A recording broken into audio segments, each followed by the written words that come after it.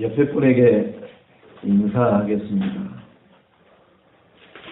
축하합니다. 축하합니다. 네, 부활의 주님을 만나신 것을 축하합니다. 부활의 주님을 만나신 것을 축하합니다. 네, 여러분 네, 주변의 사람들을 물어보세요. 부활의 주님을 정말로 만나고 누리고 살아가고 있는지. 그러면 또 세상 사람들은 피식 웃습니다. 어떤 것이 부활을 하느냐? 어떤 것이? 우리 할아버지 할머니도 못 살아나는데 뭐가 부활한다고 하느냐? 그죠? 여러분 아마 보고 싶은 사람들이 있을 거예요. 창세기 3장에서 부딪혔던 인생임에도 불구하고 그 갖다가 어디다 갖다 버려도 정말로 지나가는 강아지도 주워 먹지 않는 그 정 때문에 보고 싶은 게 있을 거예요. 엄마, 할머니 보고 싶어요. 문득 그런 생각이 나가지고 울적해서 눈시울이 촉촉이 적셔질 때도 있을 겁니다. 절대로 못 봅니다, 여러분. 부활에 동참한 사람만, 또 성경에는 부활하면은 서로 같이 보고 막 이렇게 확인하고 그런다는 얘기는 없어요. 여러분, 부활하면은 또 뭐 우리 가족하고 살아야지 이런 꿈 깨세요. 우리가 생각하고 있는 이 땅의 구조를 또 생각하고 있으면 그게 창세기 3장입니다. 여러분, 이 땅에서 진짜 하나님이 이 가정에서 저분들을 만나서 성장하게 해서 살아간 거지. 여러분, TV에 나와서도 부부들 나와가지고 얘기하는 거 봤잖아요. 이 다음에 다시 한번 태어난다면 이분하고 다시 살겠냐고 그랬더니 씩 웃잖아요. 그 TV니까 할 수 없이 예라고 대답을 하는데, 그죠? 텔레비니까 텔레비가 돼야 되잖아요. 다 안 산다 그러면 텔레비가 안 되니까 다 그렇게 다 맞춰놓은 거예요, 이렇게. 근데 나와서는 어떻게 해요? 안 살아요. 저 인간하고 내가 왜 살아? 부모 자식도 마찬가지입니다, 여러분. 아련히 생각하면은 보고 싶고, 그분 한번 꼭 보고 싶다. 이런 생각이 들 수도 있어요. 네, 어떤 중이 노래를 부르더라고요. 아들아, 아들아, 그 얼굴 한 번만 보여줄 수 없니? 그러니까 죽은 아들을 애도하면서 부르는, 중이 부르는 노래가 있어요. 그거 지금 저 천안함 사건 그 용사들을 놓고 그 자기가 작곡이하고 취입했다고 부르는 노래가 있더라고요. 아주 애절하게 부르긴 불러요. 그런데 부활도 모르고 구원도 모르는 중주제에 그거 불러봐야 괜히 사람들 눈물만 뺀다니까요. 여러분, 눈물 흘리고 나면요 뭔가 개우는 것 같아도 그게 뭐냐, 창세기 1장 2절에 흑암 혼돈 공허가 싹 밀려 들어와요. 몰려 들어온다니까요. 여러분, 하나님 말씀 빼고 내가 뭔가를 이 세상 걸 딱 생각하면요 흑암 혼돈 공허가 나에게 쓱 밀려 들어와요. 그래서 왠지 모르게 걷고 싶고요, 왠지 모르게 한잔 하고 싶고요, 왠지 모르게 어디 산에나 저 바닷가 가고 그게 멍하니 쳐다보고 있다 오고 싶고요, 그런 데 가서 차라도 한 잔 마시고 오고 싶고 그런 마음이 들어오는 거예요. 그게 흑암 혼돈 공허가 들어와서 그러는 거예요. 야, 너는 시간 많아서 좋겠다, 돈 많아서 좋겠다, 응? 너 자유롭게 놔주는 남편 만나서 좋겠다 그러는 것 같죠. 그게 방황하고 헤매는 거예요. 그게. 아유, 이번 주에도 양수리 쪽에 가서 카페에서 밥 먹고 와서 그게 멋있죠. 저도 젊었을 때는 지금 생각해보면은 어떻게 보면 미친 거예요. 시청 서소문에서 그 점심을 먹겠다고, 우리 여기 사모 있지만 그런 얘기 처음 옵니다. 몇몇이 모여갖고 차 타고 양수리까지 갑니다. 가면은, 그러니까 11시에 출발을 하죠, 점심을 먹으러. 그럼 가면 한 12시쯤 돼요. 그거 먹고, 왜 남들처럼 폼을 그렇게 잡아보겠다는 거예요. 그리고 돌아와야 또, 그럼 한 2시쯤 돌아옵니다. 점심 하나 먹고 오는데 4시간 걸려요. 그 회사에다가 뭐예요? 고객 만나러 간다고 얘기해놓고 가는 거예요. 그걸 해본들, 제가 그렇게 점심 먹으러 문산까지 거기 부대찌개가 맛있다고 거기 그 대리점 사장이 오라고 그래하고 또 거기까지 갔다가 거기서 점심 먹고 이렇게 그랬더니 거기 이렇게 부대찌개 한 집이 있더라고요. 이게 벌써 몇 년 전이에요?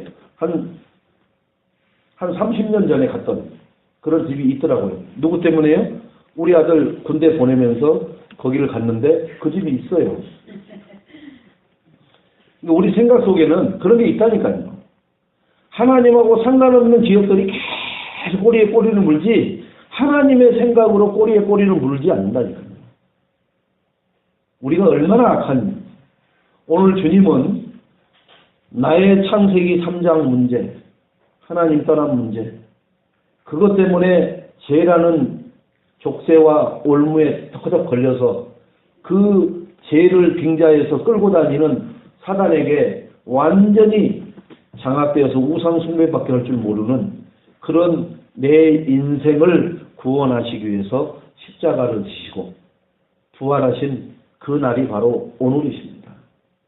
그분이 죄도 흠도 없으신 분이 나같이 못나고 흠 많고 정말로 성질도 진짜 세상 말대로 하면 지랄 같고 사람들 앞에서는 괜찮아요. 자기 혼자 보면 자기 성질 알아요. 자기가. 참, 나 같은 성질하고 같이 살아주는 사람이 대단한 사람입니다. 그게 하나님의 은혜요 조합입니다. 그분이 누구예요? 그리스도가 나의 죄, 나의 허물, 저주, 재앙, 사단, 그걸 풀어주시기 위해서 죽으셨잖아요. 금요일날 숨을 거두시고 오늘 주일 새벽에 미명에 부활하셔서 빈 무덤을 보이신 주님, 그분을 우리가 찬양하고 그분께 감사하는 예배에 우리가 지금 앉아있는 줄로 믿습니다. 그런데 이 의미가 부활, 그리스도가 정말 부활했을까? 그런 어린아이 같은 신앙에서 깨어나시고요. 그분이 부활을 했든 안 했든 신경 쓰지 마세요. 부활은 누구 때문에 부활이라는 단어가 나오냐? 나 때문에 부활이 필요한 거예요. 여러분. 나의 죄와 허물, 하나님 떠난 문제, 사단에게 장악된 문제가 없으면 부활이라는 단어는 필요 없어요. 여러분. 그런데 우리가 거기에서 노력해서 어떤 지혜를 짜내서 빠져나올 수 있는 길이 있으면 하나님의 독생자 예수 그리스도가 십자가를 지셔야 될 이유가 없습니다. 창조주이신 하나님이 볼 때 아무리 해도 인간 스스로는 죄의 굴레에서 사단의 굴레에서 길을 찾을 수 없어서 그 길 대신 그리스도를 육신의 몸을 입고 이 땅에 보내셔서 그 죄와 사단의 올무를 푸시기 위해서 십자가를 지시고 그걸 풀었다는 증거로 3일 만에 부활에 보이신 것이 바로 부활절의 근간이 되는 것입니다. 그러니까 부활절은 나와 뗄래야 뗄 수 없는 직접적인 아주 필연적인 관계입니다. 부활이 없다라는 얘기는 나는 구원하고 상관없는 인생 살아야 돼요. 부활이 없을 때는 우리는 사단의 종입니다. 지금 내 주변에 가까운 피부치들, 이 부활과 상관없이 사는 사람들 보세요. 그들은 사단의 종이에요. 뭐가 종이에요? 생각이 사단의 종이에요. 생각이. 삶이 사단의 종입니다. 삶이. 하나님의 종이 아니라 사단의 종이에요. 여러분, 우리 다락방에서는 요단강 건너가 만나보리. 아니, 이 땅에서 실컷 지옥 같은 인생 살다가 요단강 건너가서 만나보면 뭐예요? 그 지옥같이 살던 그 인생은 얼마나 예간장을 매겼는지 몰라요, 여러분. 그러면은 그 요단강 건너가 만나보리라고 그 노래 가사처럼 얼마나 우리가 울며 정말로 가슴을 치면서 그 영혼을 놓고 기도했던 영혼인지 몰라요. 아무런 그런 기도와 상관없이 관계와 상관없이 가버린 영혼에게는 나도 아무런 육신적인 생각에 간절함이 없다니까요. 그래서 장례식장에 가서 나와 상관없는 사람 갔을 때는 아무 무덤덤하잖아요, 그냥. 그런데 나하고 뭔가 인간적인 관계를 깊이 친밀히 맺었던 사람은 왠지 모르게 조금 짠하고 거기가 좀 이렇게 너무 젊은 사람은 섭섭하고 또 연세 이렇게 많으시면은 불신자들은 호상이라고 그러는데 뭔 나이만 많이 먹었지 뭐가 호상이에요. 구원도 못 받고 가는데. 근데 거기서 그 얘기를 못 해주잖아요. 구원도 못 받았는데 뭔 나이만 많이 먹고 가면 호상입니까? 이런 말을 못 해준다니까요.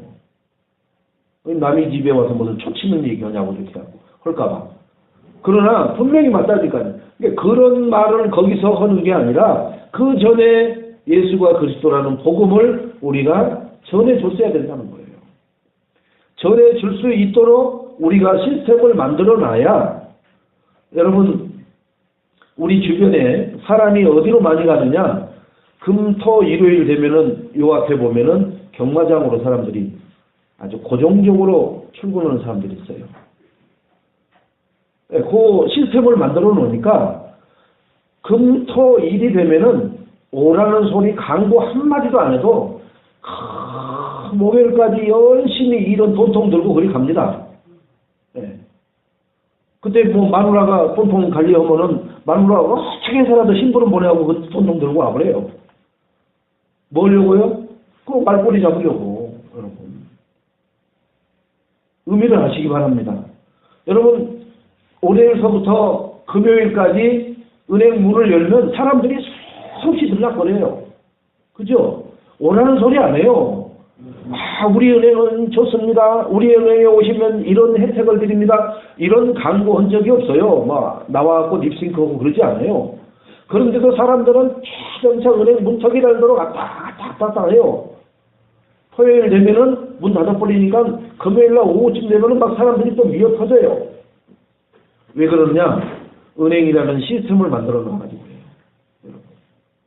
광고 안 해도 그 시스템이 자기 삶 속에 유익하다는 걸 알기 때문에 그걸 이용하는 거예요. 우리가 예수가 그리스도라는 이 복음을 가지고 그런 시스템을 만들어 놔야 돼요. 모든 삶 속에다가. 그래서 어린아이들은 어디를 좋아해요? 놀이동산. 그죠? 놀이동산 가면은 부모들이 할 수 없이 가잖아요. 따라가요. 얼마나 피곤한데요. 그런데 그 아이들을 위해서 따라간다니까요. 놀이동산을 만들어 놓으면 어린아이들을 통해서 어른까지 끌어들이는 역할을 하잖아요. 그게 시스템입니다. 시스템. 여름 돼 보세요. 수영장이나 해수욕장으로 몰려가죠. 그게 뭐예요? 시스템이에요. 시스템. 시스템이 있으니까 사람들이 몰려가는 거예요. 우리가 이 복음의 시스템을 깔아놔셔야 돼요. 어디에다가? 나의 삶의 모든 현장에다가 깔아놔야 돼요. 나의 업, 나의 달란트의 시스템을 깔아놓으셔야 돼요. 그러면은 나와 같은 업에 종사하는 사람, 나와 같은 달란트를 가진 사람들이 그 시스템을 이용하려고 몰려오게끔 돼 있어요. 누가 보내느냐? 하나님이 보내세요. 그 시스템을 깔아놓으면. 세상 사람들은 광고를 합니다. 처음에는 만들어 놓으면 오라고 광고를 해요. 그러나 정말로 이 하나님의 시스템을 만들어 놓으면 누가 보내느냐? 성령 하나님이 보내셔요. 아나니아가 기도하고 있는데 하나님이 사울이라는 청년을 보내요. 아나니아가 복음이라는 시스템으로 그곳에서 지속해서 기도하고 복음을 전하고 있으니까 하나님이 다메섹에서 바울을 꺾어서 그 시스템에다 갖다 붙입니다. 사울에게 얘기해요. 아나니아 찾아가라고. 어느 집으로 가라고. 또 아나니아에게 하나님이 얘기합니다. 어디 집에 가라. 거기에 내가 보내놓은 사울이라는 청년이 있으니까 가서 복음 전해라. 얘기해 주셔요. 우리가 복음의 시스템이 되어야 될 줄로 믿습니다. 한번 우리 같이 따라하시기 바랍니다. 나는 복음 전파의 시스템이다. 나는 복음 전파의 시스템이다. 네. 즉 여러분 지금 그 얘기는 뭐냐? 나는 국민은행이요, 나는 하나은행이요, 나는 신한은행이다 라고 말하는 것과 똑같은 거예요. 은행은 은행인데 신한은행과 국민은행은 달라요. 우리 구원받은 하나님 자녀는 똑같은데 각각 그 사람들이 하는 달란트와 하는 업은 달라요. 그렇기 때문에 거기에 맞는 사람들이 붙게끔 돼 있단 말이에요. 누가 붙여요? 내가 정말로 예수가 그리스도라고 영혼을 놓고 잉태하고 기도하고 있으면 하나님이 아나니아에게 붙였듯이 빌립에게 에디오피아 내시를 붙였듯이 하나님이 반드시 갖다 붙이게 될 줄로 믿습니다. 2015년에 부활주의를 통해서 정말로 내가 복음의 시스템이 되셔서 하나님이 내 시스템을 정말로 이 무지한 죽어가는 영혼들을 붙여주시는 사실적인 체험을 하는 그러한 증인들이 되시기를 주님의 이름으로 축원을 드리겠습니다. 그래서 이 부활은 어떤 누구도 흉내를 못 내요. 영화에서도 흉내도 못 내고 방송에서도 어떤 종교에서도 흉내를 못 내요. 그래서 우리나라에서 흉내 냈던 사람이 하나 있죠. 죽은 박태선 장로라고 자기가 예수 형이니까 자기도 부활을 한다. 그렇게 얘기를 했단 말이에요. 살아있을 때. 그 신앙촌이 그 박태선일 거 아닙니까? 지금도 교회 위에 이렇게 하얀 비둘기 그리고 감람나무 잎사귀 물고 있는 게 그게 천부교 박태선이가 세운 개인적인 교회예요. 그게. 그런데 그가 죽고 나서 그 측근들이 우리 캡틴이 부활한다고 했으니까 놔두자. 놔둔 거예요. 부활할 때까지. 분명히 예수님은 3일 만에 부활했는데 3일 놔둬도 부활을 안 해. 그러니까 계속 놔둔 거예요. 부활할 때까지. 부활했잖아요. 구더기가.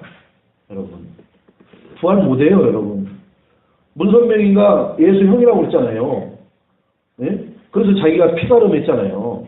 예수가 95% 구원하는데 5% 모자라니까 자기가 피가름으로 5% 플러스 해야만 구원이 완성된다고 해갖고 얼마나 많은 교회에 그 엘리트 여자들을 후렸어요. 진짜로 여러분. 응? 분명히 남편 있는 가정에 그 여자들을 그렇게 후려다가 그 지금 교회를 자기 말대로 자기들이 말하는 교회이지만은 그렇게 해놨는지 몰라요. 그런데 죽은 지 몇 년이 됐는데 부활 못해요. 왜 그러냐? 지옥에 가 있기 때문에 부활 못해요. 여러분 아셔야 돼요. 우리는 지옥에 당연히 가야 될 존재였습니다.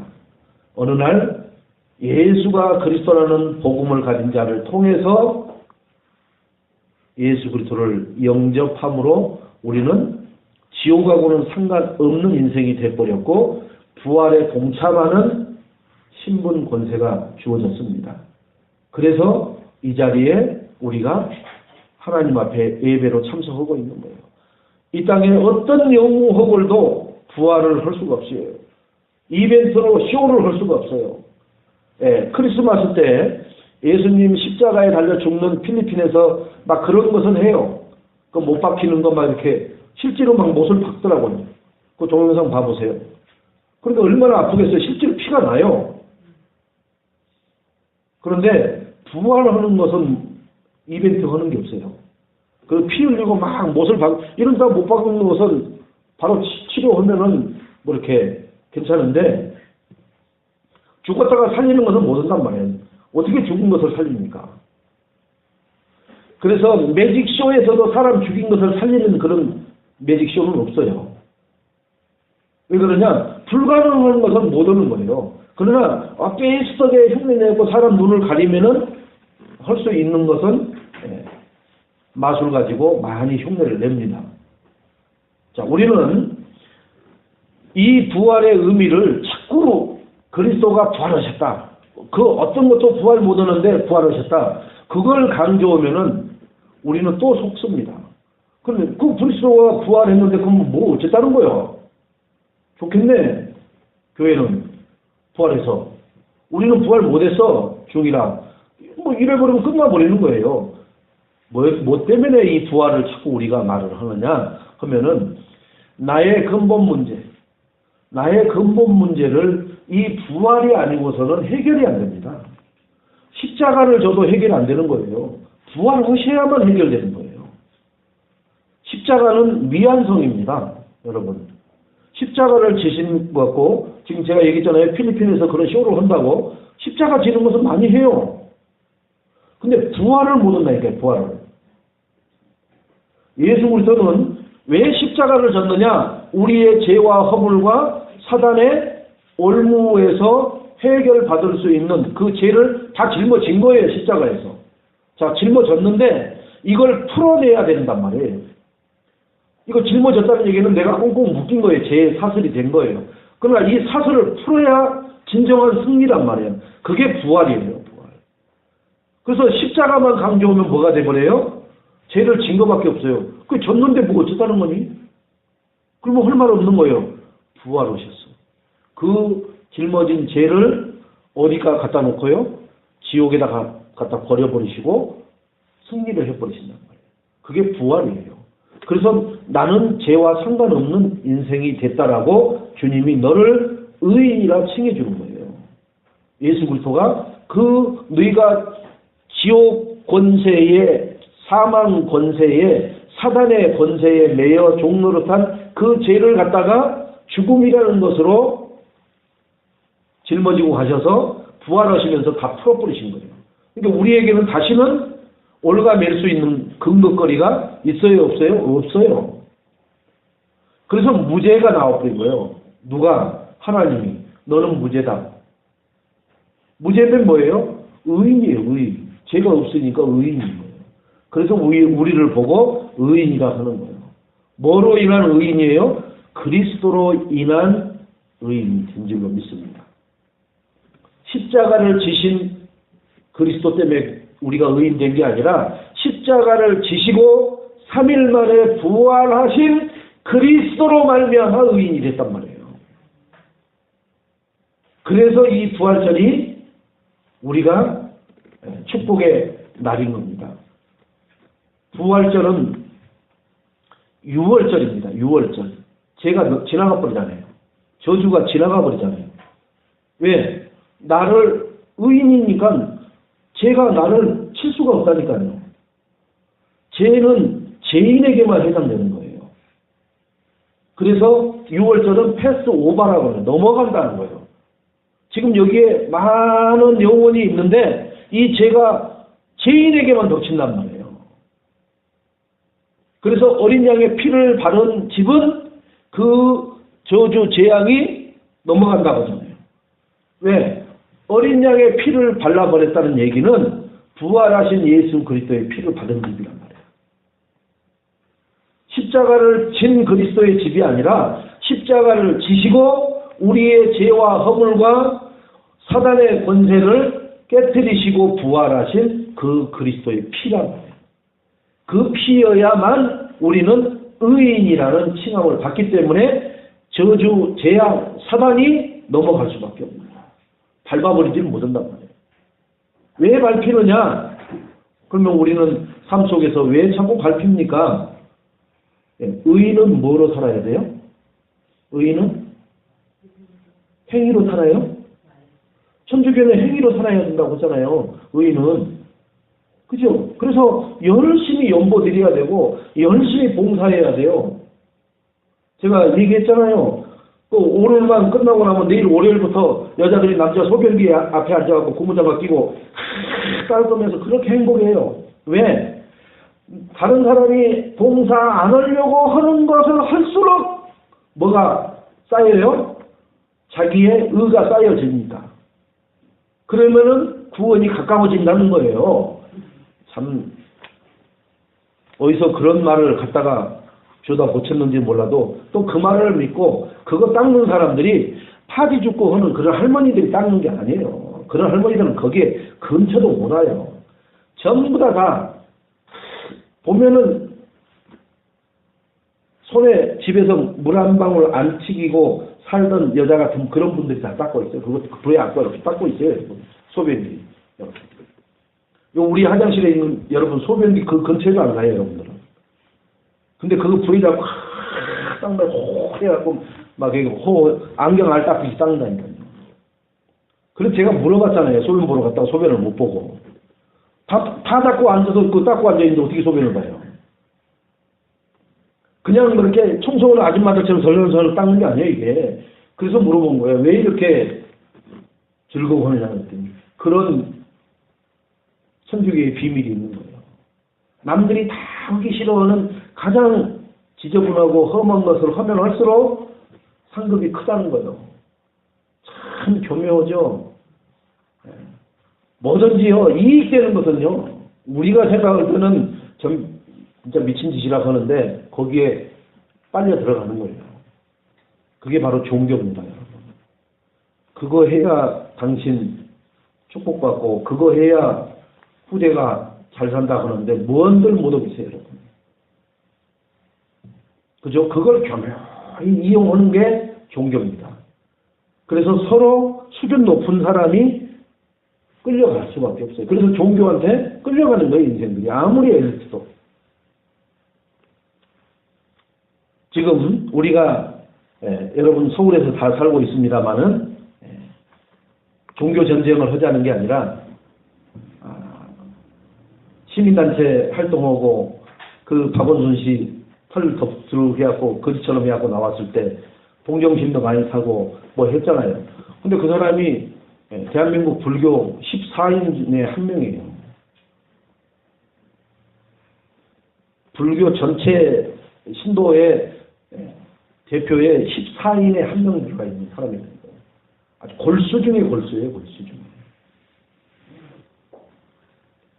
모든 서울시가 지원할 수 있는 것은 불교에다 다 지원해버려요. 여러분, 이 얘기를 왜 합니까? 랩런트 키우시라고요. 박원순이 하나 갖다 세워놓으니까 서울시 예산이 얼마나 커요. 불교는 뭐예요, 전부 다? 문화재예요, 문화재. 불교는. 교회는 지하실이지 문화재가 아니에요. 그러나 불교는 지하실도 문화재예요. 이렇게 등식을 만들어 놨거든요. 예산이 얼마나 많이 나가는지 몰라요. 랩런트 키우시라고요. 랩런트 키워서 서밋 자리에다 앉혀놓으면은 아무것도 안 해도 그냥 결제 올라온 거 이거 왜 해? 하지 않고 사인해줘 버리면 되는 거예요. 불교에 관계되는 거 이거 꼭 해야 돼? 말하고 사인해버리면 얼마나 쉽게 통과되는데요. 시장에 사인해버리면 끝나버리잖아요.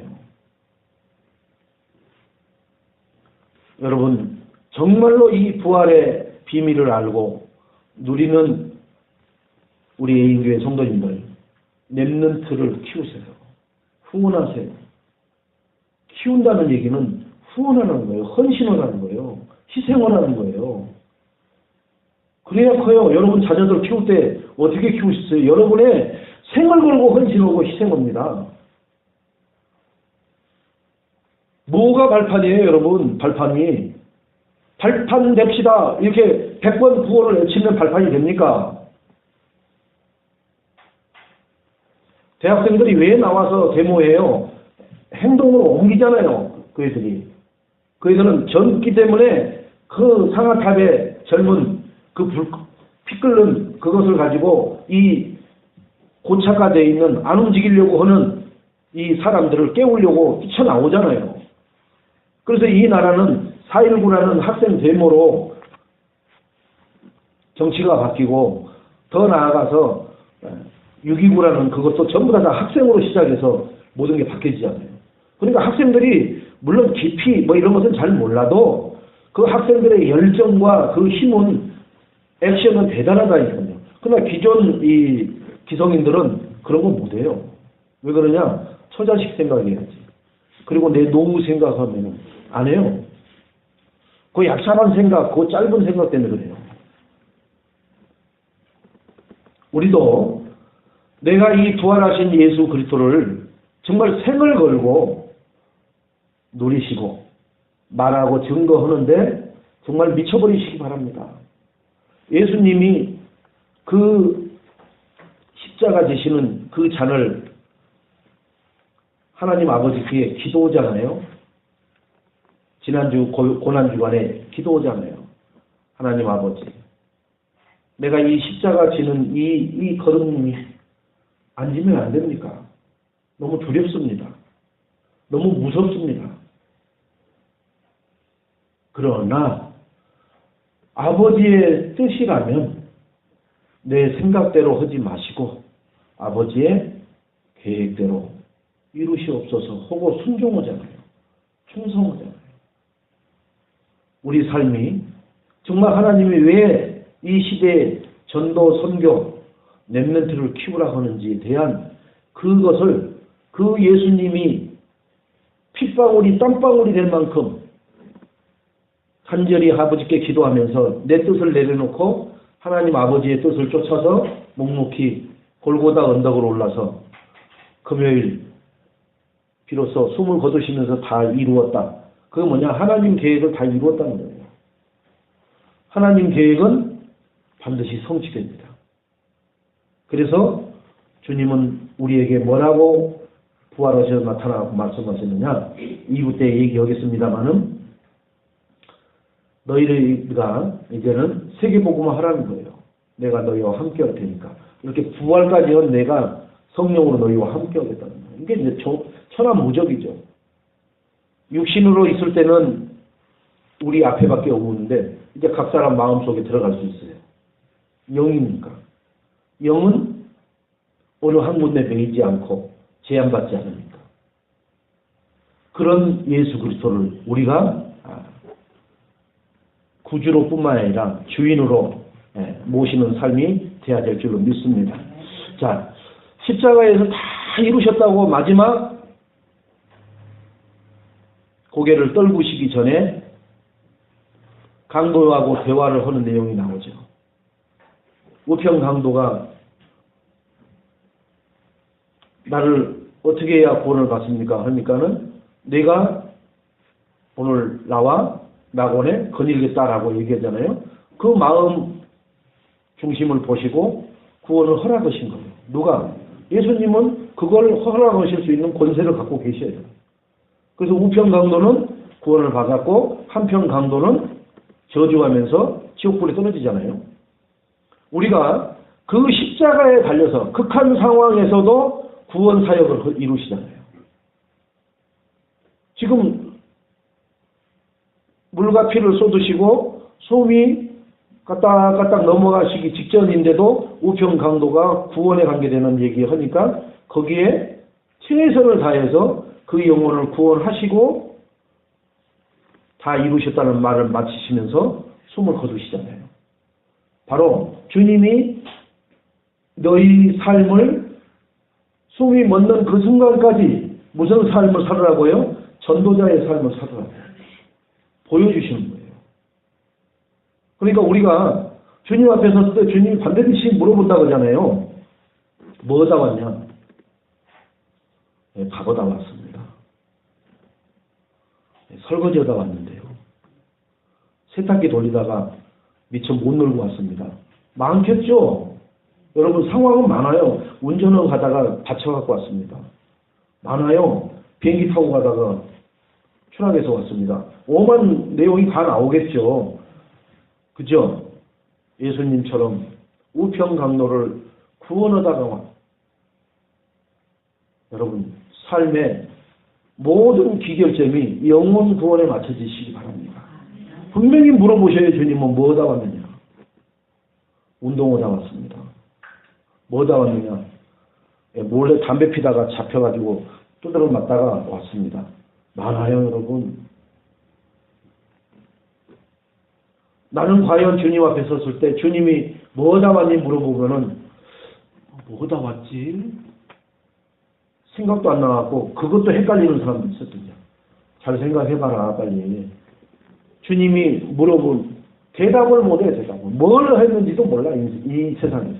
왜 그러냐? 가치 없는 것이기 때문에요. 주님 앞에 서서 뭐다 왔지 내가? 너무나 가치 없는 것만 했기 때문에 딱히 집어서 말을 할 수가 없는 것만 하다 왔단 말이에요.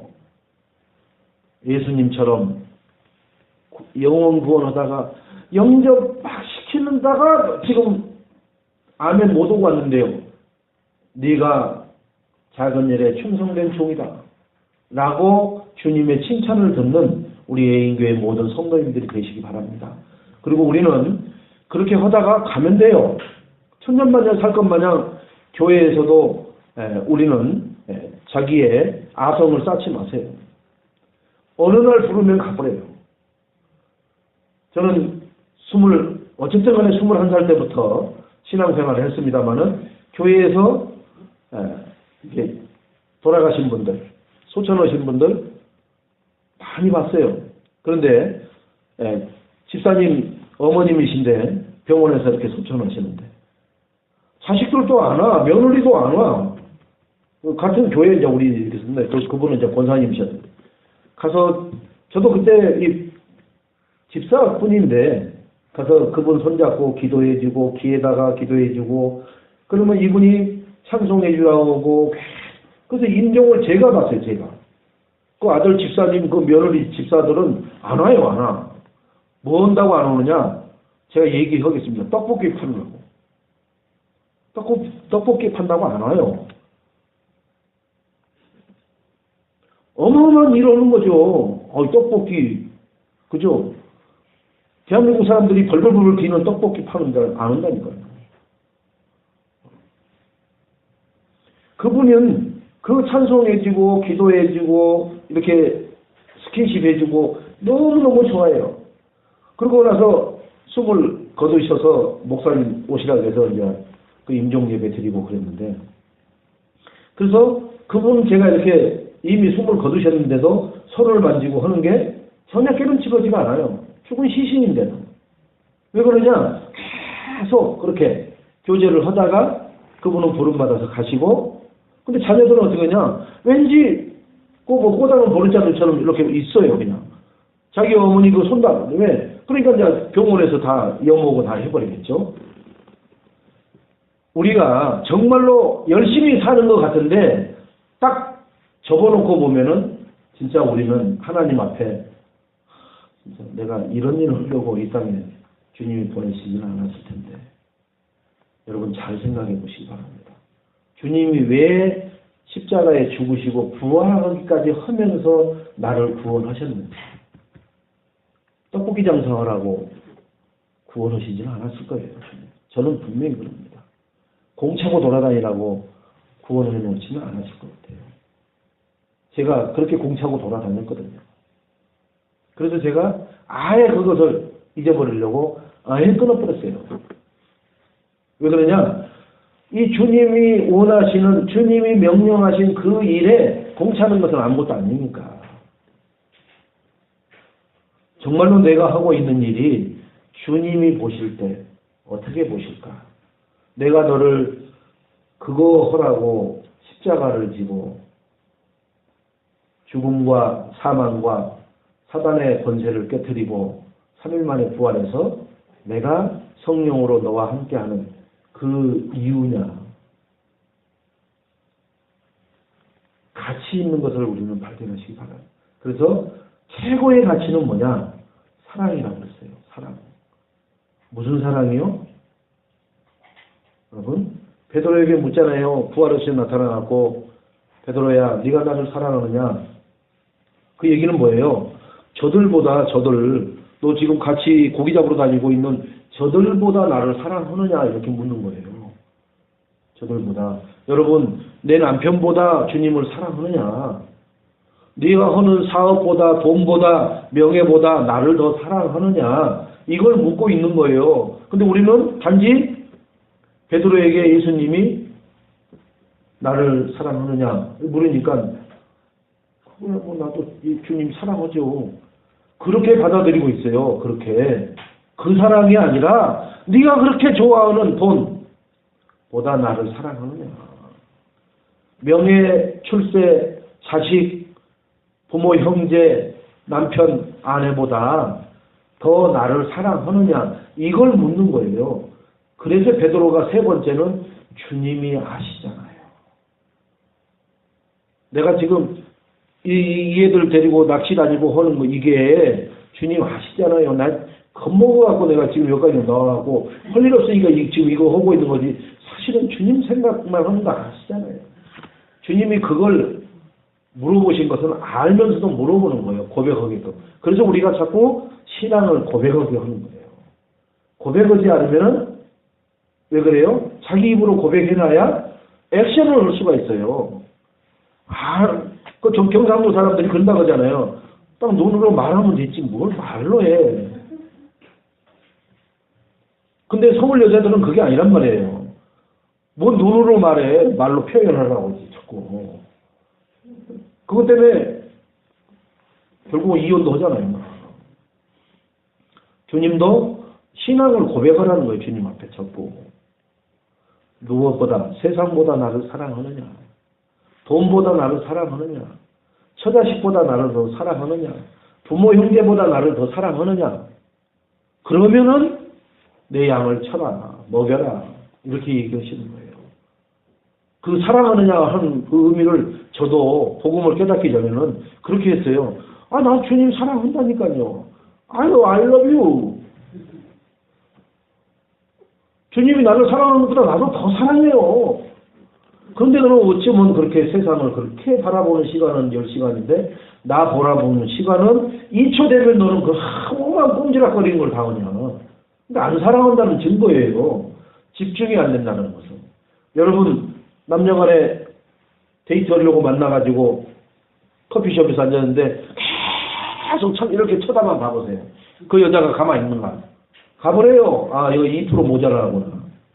가버린다니까요. 집중해줘야 돼요. 그 사람한테. 그 사람에게서 눈이 안 떨어져야 돼. 그래야 상대방은 뭐예요? 이 사람이 나를 좋아하는구나. 여자가 왜 처음 보는 여자가 나만 쳐다봐 보세요. 별꼴이야. 처음에는 그러죠. 그러다가 계속 쳐다보면 뭐야 내가 멋있나? 그러다가 거기서 같이 눈이 마주치면 어떻게 해요? 씩 웃어주는데 저쪽에서 웃어. 이거 됐네. 뭐 이러잖아요. 근데 뭐 하늘만 쳐다보고 땅만 쳐다보면 막 불려올려 하면 뭐예요? 이거 뭐 덜 떨어진 사람이 왔나? 이렇게 된단 말이에요. 주님한테만 집중하시기 바랍니다. 세상한테 집중하는 게 아니라 주님한테 집중이 되면은 세상은 주님이 정복하시게 한다라고 약속하셨습니다. 그게 바로 지금 우리가 여호수아 2주째 지금 쉬고 있습니다만은 여호수아가 하나님이 말씀하신 대로 하면은 백전백승. 하나님의 말씀 없이 움직이는 순간 백전백패. 과연 우리가 세상에 나아갈 때 하나님의 말씀, 하나님의 인도를 받는 삶을 사느냐? 그러면 백전백승입니다, 여러분. 그런데 내 경험, 내 기준, 내 체질, 내 뿌리, 내 각인된 대로 걸어가면은 백전백패. 목사 아니라 장로 아니라 권사, 안수집사, 모든 교회 안에 있는 어떤 직책을 가지고 있어도 백전백패. 그건 능력이 아니란 말이에요. 뭐가 능력이냐? 말씀이 능력이다. 하나님의 말씀만 능력이지 장로가 능력이 아니란 말이에요. 목사가 능력이 아니란 말이에요. 그래서 예인교회 성도님들한테 그리도 강단 메시지 붙잡으시고 삶에다가 그것을 실천하고 적용해서 증인되라고 하시는 거예요. 그래야만 증거가 나타나니까. 증거가 안 나타나는 이유, 강단 말씀을 가지고 삶에다가 적용 안 한다는 증거. 그러면은 증거만 안 오는 게 아니라 내 안에서 자꾸 분란이 일어나요. 화산이 부글부글 끓어요, 계속.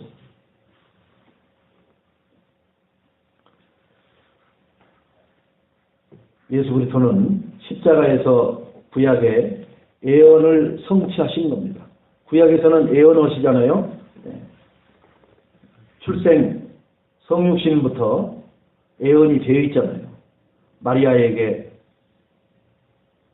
임마누엘로 아들을 주시리니 그 이름을 임마누엘이라. 이사야 7장 14절. 이미 예언이 되어 있던 거예요. 그래서 마태복음 신약에 오면은 1장 23절에도 동일하게 처녀가 잉태하여 아들을 낳으니 그 이름을 임마누엘이라.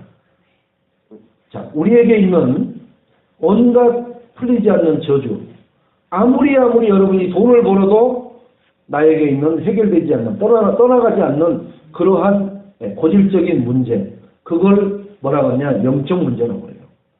그걸 그리스도가 부활하시면서 해결하신 줄로 믿으시기 바랍니다. 근데 왜 계속 그게 따라다니느냐?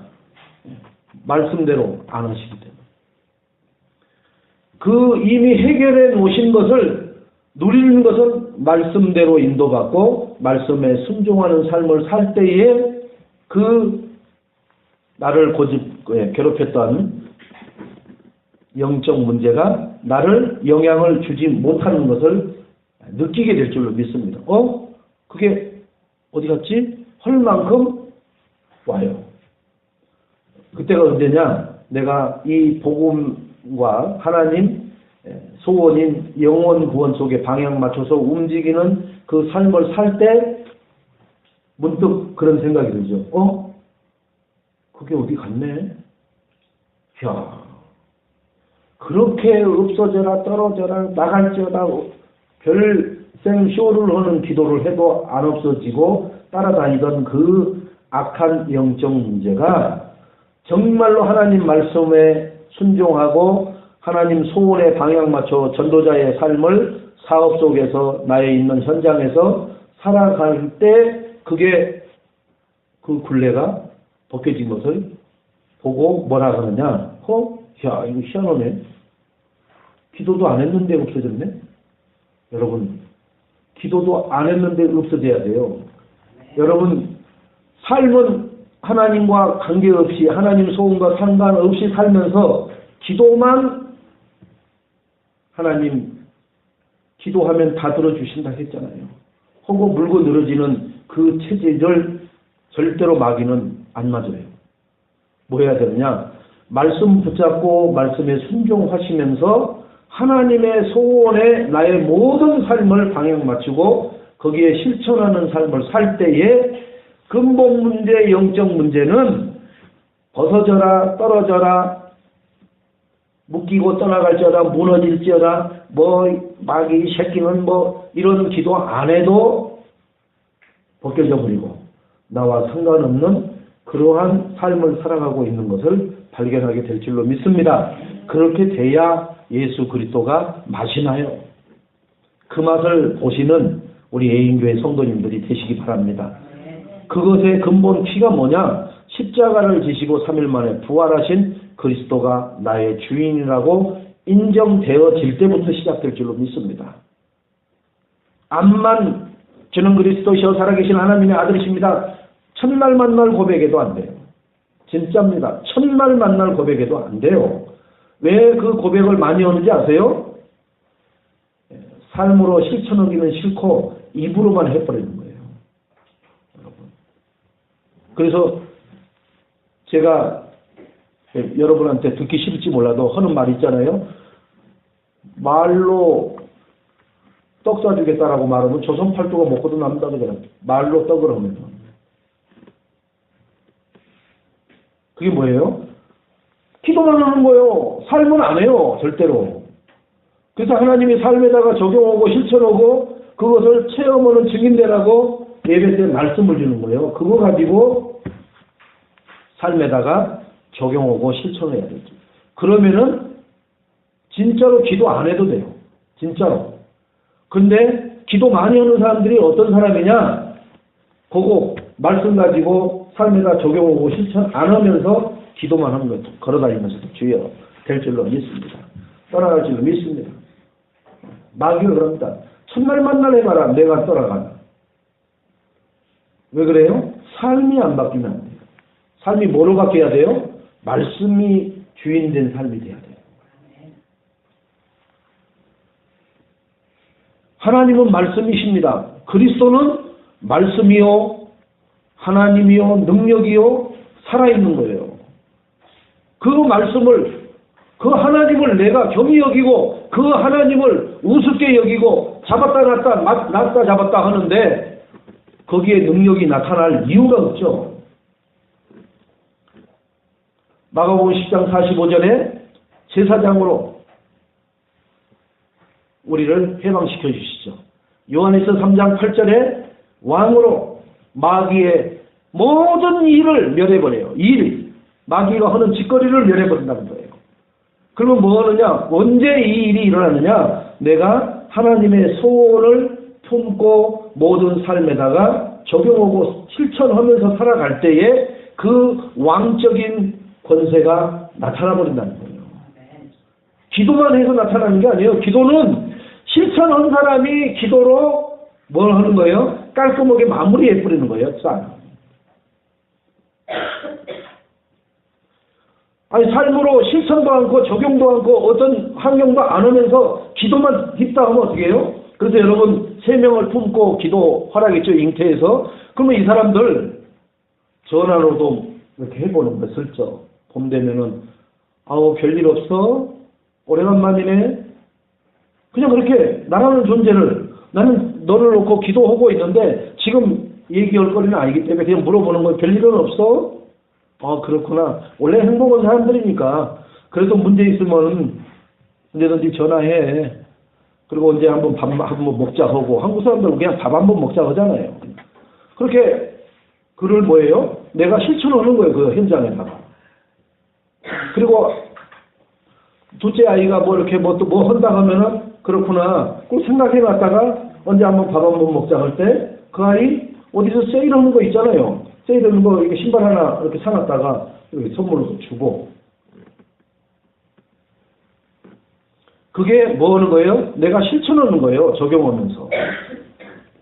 이건 극한적인 하나의 예입니다. 예.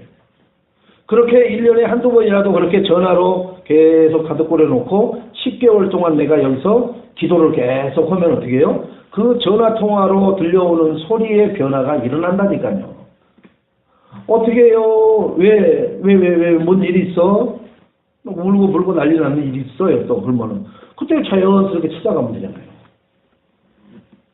그러면서 과거에 나도 그와 같은 일 당했던 거 얘기해 주면서 나는 그때 그리스도 몰라가지고 진짜 하늘이 꺼지고 땅이 내려앉는 줄 알았다. 그런데 나도 누구로부터 이 그리스도 갖고서 그게 나의 이렇게 너를 살려내라고 하는 하나님의 그러한 축복의 사인으로 받고 내가 7개월 전부터 사실은 기도하고 있었어. 얼마나 그 어려운 일 당했던 사람에게 뭐가 되고 위안이 되고 평안함을 줄 수 있잖아요. 내가 7개월 전부터 벌써 기도하고 있었답니다. 자, 부활하신 그리스도는 정말로 바울이 그리스도가 죽으시고 부활하셔야 하는 당일성을 말하고 있습니다. 바울은 왜 죽으셔야 되고 왜 부활하셔야 되는지. 안 죽으시면 안 돼요. 죽으셔야 돼요. 그리고 부활하셔야 돼요. 왜요? 나 때문에. 그러면 나는 마귀 총이란 말이에요. 그러지 않으면 나는 영원히 저주 재앙에서 빠져나올 수 없는 존재란 말이에요. 나는 하나님 절대 못 만나요. 그분이 십자가에서 죽지 않고 부활하시지 않으면. 우리는 이렇게 하나님과 나와 뗄래야 뗄 수 없는 관계로 연결되어 있는 것을 항상 잊지 마시고, 그러면은 그분이 왜 그러한 희생과 헌신과 수고를 아끼지 않고 나에게 주셨느냐? 하나님 소원 이루라고. 세계복음화 하라고. 어디서요? 나의 업, 현장, 달란트를 가지고 하라고. 이 길거리에서 막 이렇게 뭐 나눠주면서 하라고 아니라 내 업에서 하라고. 내 업에서. 내 학교에서 내가 있는 자리에서 하라고 하나님이 나를 구원해 주신 줄로 믿으시기 바랍니다. 근데 사람들은 대부분 교회에서 전도 얘기하면 벌벌벌 합니다. 나는 전도에 은사가 없어요. 전도 은사 받으신 분들이나 해야 돼요. 나는 교회 나온 지 며칠 안 됐는데 괜찮아요. 내 업이 있잖아요. 내 자녀들 있잖아요. 이제 이렇게 고물고물 자라는 이게 3살, 4살짜리 애들한테 예수가 그리스도라고 말해주는 게 엄마가 뭐가 어려워요? 그게 뭐가 어려워요?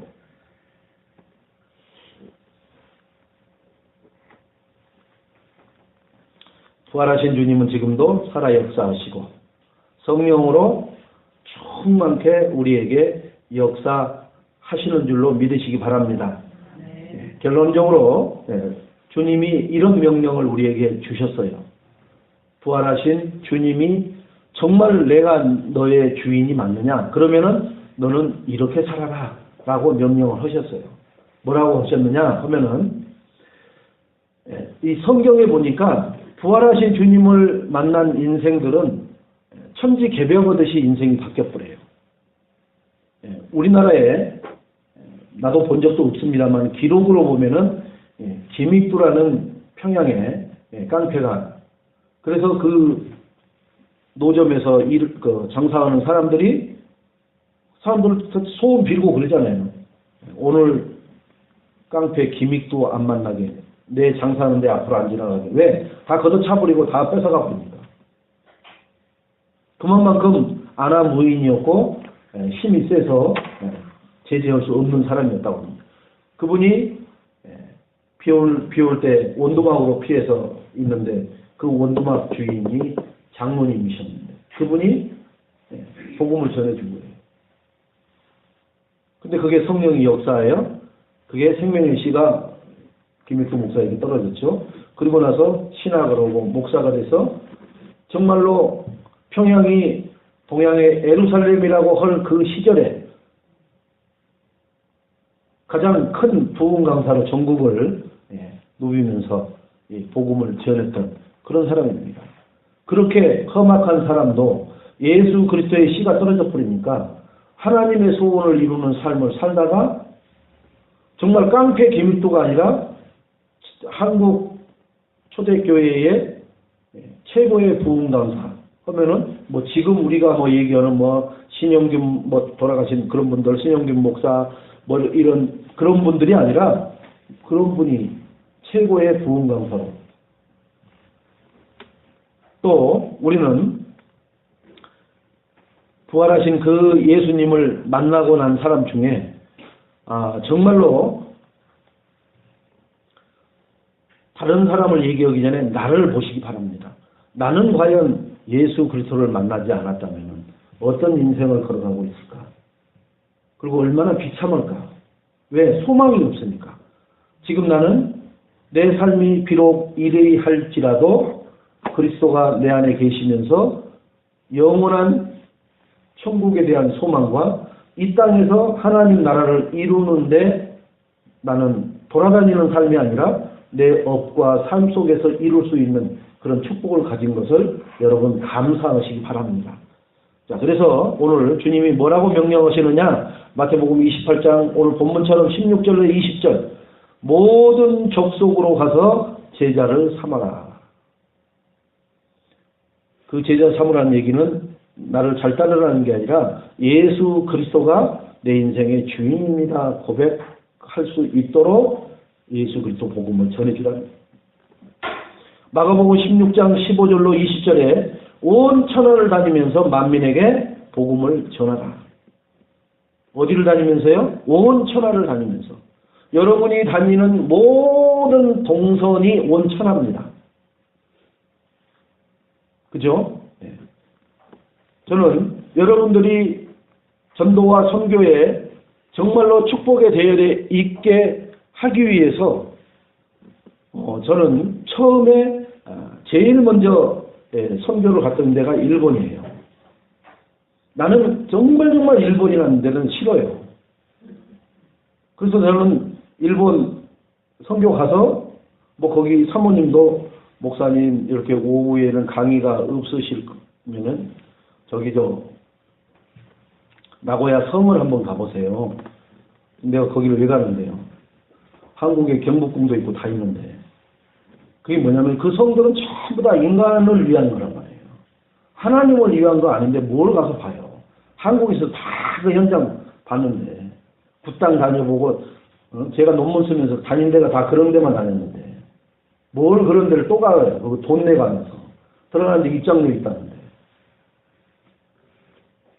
그러나 하나님 정말 우리 예인교회 성도님들이 전도와 선교에 방향 맞춰서 저를 이 일본 땅에 보낸 것은 뭐라고요? 저런 어마어마한 12개의 성을 지어놓고 세계를 침략하려고 했던 그 무지한 이 우상 숭배가 들끓고 있는 일본의 저 영혼들에게 예수가 그리스도라는 복음을 듣게 합니다.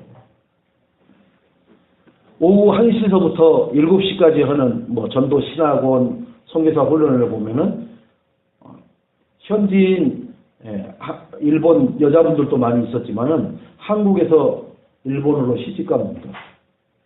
남편이 일하러 간 사이에 와서 훈련받으러 온 사람들이 많아요. 근데 그분들이 한국말로 잘하지만은 일본말도 잘하더라고요. 근데 그분들이 메시지를 받고 가서 뭐라고 하냐.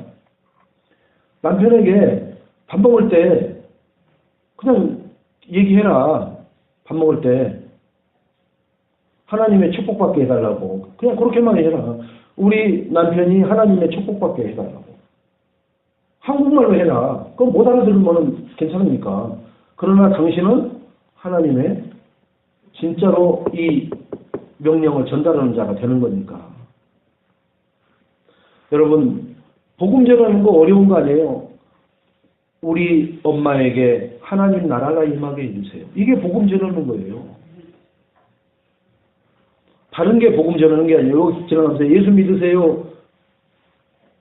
그게 복음 전하는 게 아니라니까. 예수 믿으라고 하는 게 복음이 아니라니까요. 하나님 나라가 임해야 돼요. 예수 믿어도 하나님 나라가 안 임하면 안 돼요. 사도행전 1장 8절에 땅끝까지 내 증인이 됐다. 증인 되시기 바랍니다. 제자를 삼으시고 복음을 전파하고 증인이 되는 축복을 누구를 통해서요? 십자가를 지시고 3일 만에 부활하신 그리스도가 주인된 삶을 사는 나로부터 제자를 삼고 복음을 전파하고 증인되는 삶이 우리 예인교회 성도님들의 모든 삶 속에 만나는 사람 속에 나타나는 증거로 열매로 맺혀지기를 주님의 이름으로 축원을 드리겠습니다. 하나님 감사합니다. 이 부활의 아침에 하나님 왜 부활하셔야 되며 왜 십자가를 지셨는지 바로 내 문제 때문에 그렇습니다. 내가 하나님을 떠나서 죄 가운데 빠져서 사단에게 종이 되어 있는 이 문제를 해결하시기 위해서 하나님의 독생자 예수 그리스도가 십자가를 지셔야 되고 물과 피를 쏟으시고 죽으셔야 되고 죽으신 지 3일 만에 부활하셔야 비로소 우리는 그 죄의 멍에에서 사단의 굴레에서 하나님 떠난 그 불안 고통에서 완전 자유와 해방을 누리는 승리자의 삶을 살게 될 줄로 믿습니다. 우리가 그 축복을 누리는 증인과 제자들이 되게 하여 주옵소서. 예수님의 이름으로 기도합니다. 아멘.